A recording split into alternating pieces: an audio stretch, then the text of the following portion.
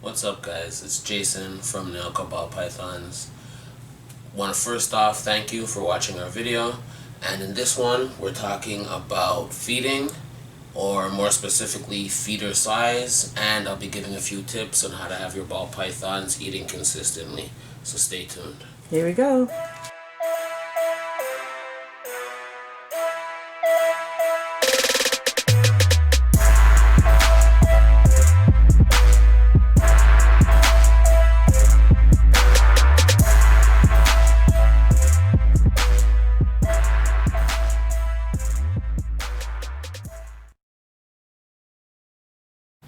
And we're back. Now, in this video, I'm going to be talking about a whole set of rat sizes: fuzzy, pup, wean, small, medium. I'm going to put up a chart so there's a frame of reference so that you'll have some idea of what size rodent I'm talking about when I'm using these terms. So the chart will be in weight of the rat, and you'll be able to use that as a frame of reference when trying to feed your own ball pythons the size of rat that I'm referring to.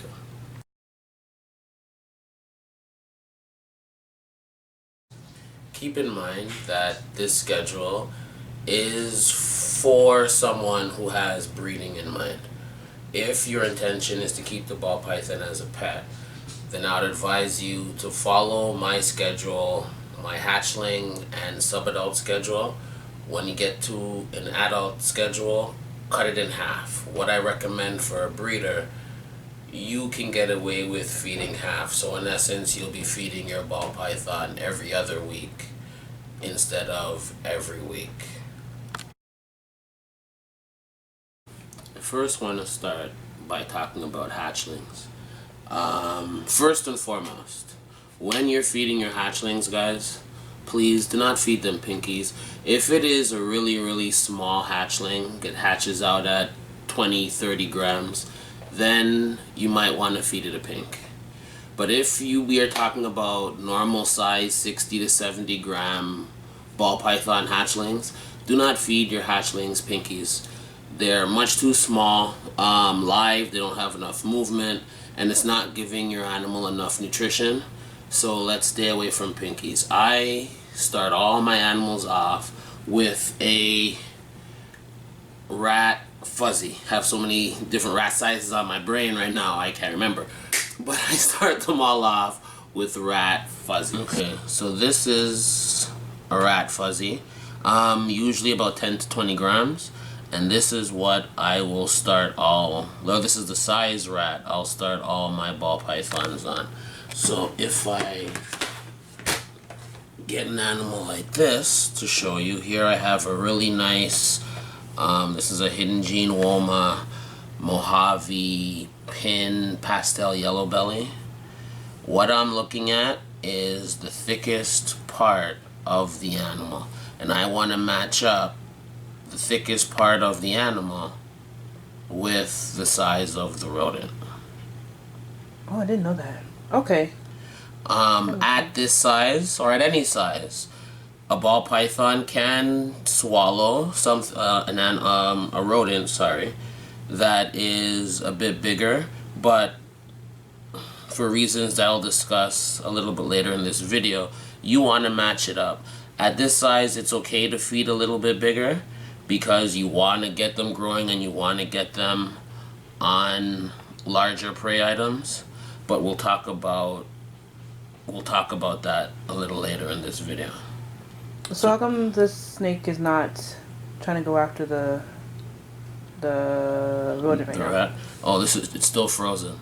Remember, when we're feeding, we always have to give it that extra blast of heat in the water to give it the heat signature. This isn't giving off any kind of heat signature. It's still frozen, so the snake won't be interested in it. Okay, makes sense. When I'm feeding hatchlings, I like to get a meal in them every 5 to 7 days, and I'm aiming for something the size of their width, maybe even a little bit bigger. In the snake's life, at least how I feed in the snake's life, this is the only time when I intentionally try to feed bigger than the width, slightly bigger or to the size. A lot of times later on, I'm intentionally feeding smaller than the width, but at this age, I want to get them to the next size up rodent, which is a rat pup, as soon as possible. And that's always my goal. Once I get them on rat pups, then I'm not that quick to want to get them onto the next size up, which is a wean. But as hatchlings, I do want to get them onto rat pups as soon as possible. You want to feed your hatchling every week. One of the most important things is consistency. When you're feeding your ball python, you want to be consistent. I'm not as fussy or picky as the same time of day, and some people only feed at night. I feed usually on a Friday or a Saturday in the morning, but I'm religious about that Friday or Saturday I'm feeding my animals. And you want to have them on a regimented schedule, and you want to get those animals eating consistently. And I think that's the most important thing. You are going to continue to feed fuzzies up until the snake gets to about 250, 300 grams.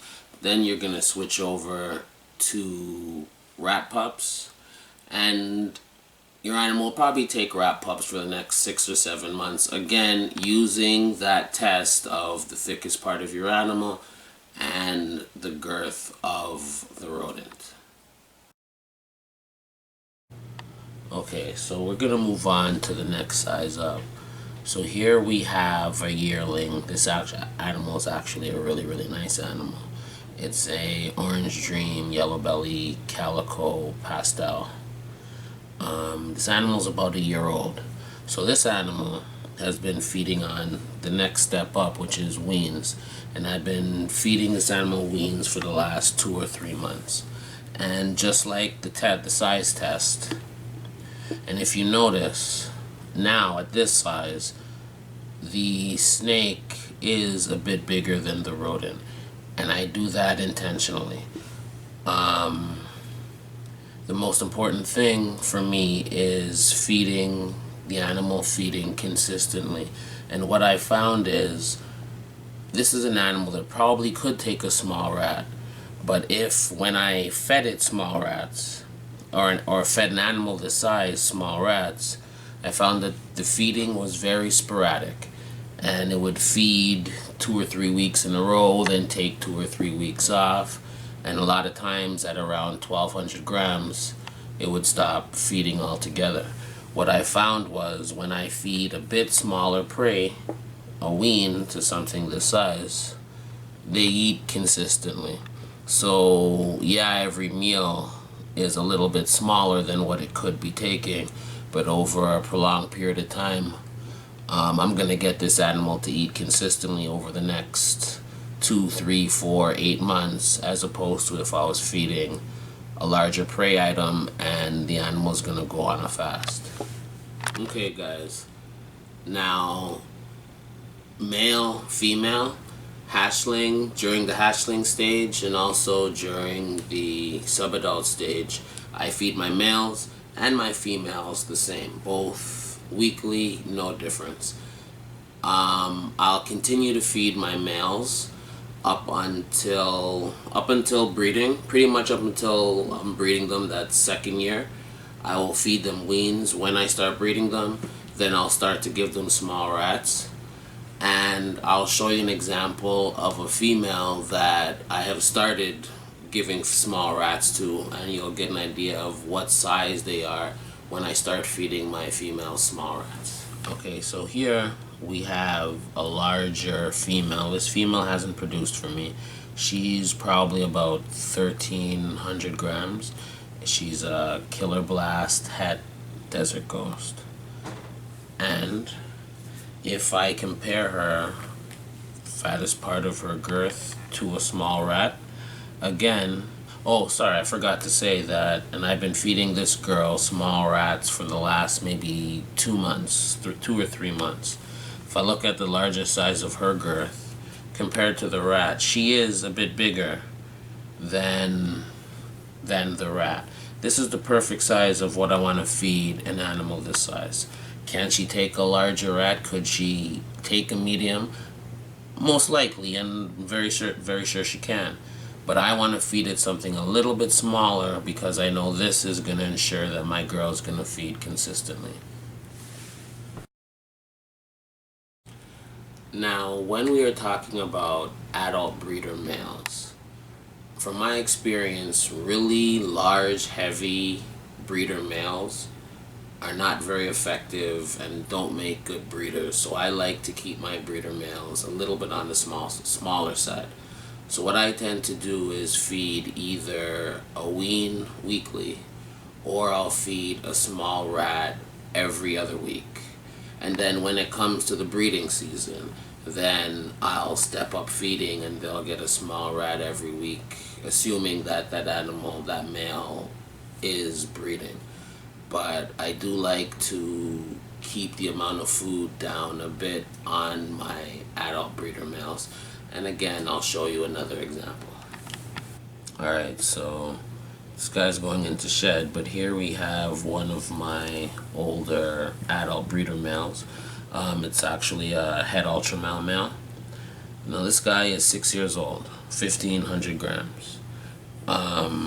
He gets, and you can see he looks very healthy, very healthy thickness. His weight is perfect. He's just excellent. This is the perfect size breeder. And he gets a small rat every other week. And I don't need to feed him anything bigger, and you can see for yourself, if he would stay still, you can see for yourself that he's a perfectly healthy weight. He's not underfed in any way. Males don't need to be any bigger. So you don't need to be packing medium rats to your males. I never feed anything larger than a small rat. And if I'm feeding a small rat to one of my males, it's every other week.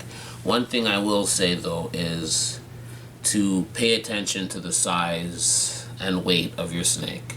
So if you find your snake is looking a little thick, a little chunky, then you can ease back on the feeding. If you find your male is looking a little thin, then you might want to step up and feed every week for a while and then cut back. But if your intention is to breed big, huge 2,250, 2,500 gram males aren't what you need in your collection. Those guys are gonna bring you disappointment. You need your males lean and mean.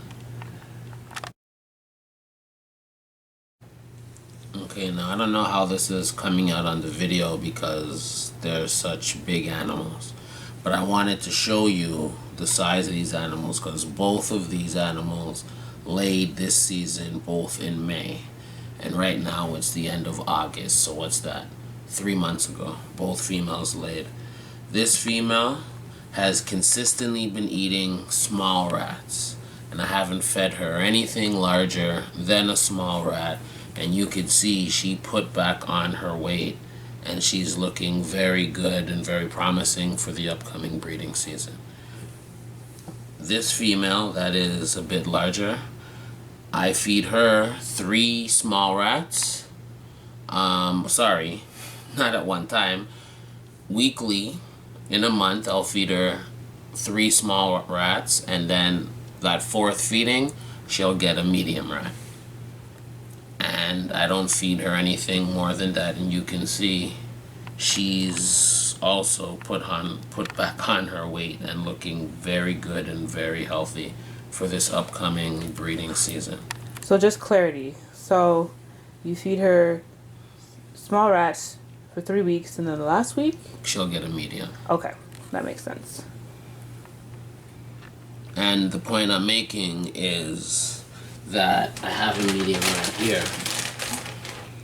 You can see that she could more than take a medium rat every week. Mm-hmm. But in my experience, what I found is that when you're feeding them such large prey items, they don't eat consistently. And the key, I think, to getting animals this size and so big and healthy, let me put her away. The key to getting animals so big and healthy isn't packing large prey items into them, but to have them eat consistently over an extended period of time. Okay guys, the one thing I did forget to mention is similar to the males. When it gets closer to the breeding season, you do want to start feeding heavier. So a female this size will probably get mediums instead of once a month, probably 3 of the feedings in a month. I'll give her a medium. But again, you're always paying attention to the size of your animal. You're always paying attention to the health of your animal. And more so, not my schedule, but the health and the size and the looks of your animal should dictate how you feed your animal. So I feel like Jason doesn't show enough animals. So here's one that's one of my faves that I remember way back when. Entry Sugar. So I just wanted to show the snake off, and just to remind everybody, of course, to like, share, subscribe, and also thank, of course, again, everybody who has subscribed to the channel. We do appreciate that as well. And of course, remember, we will be at the CRBE, so hope to see you there. Take care.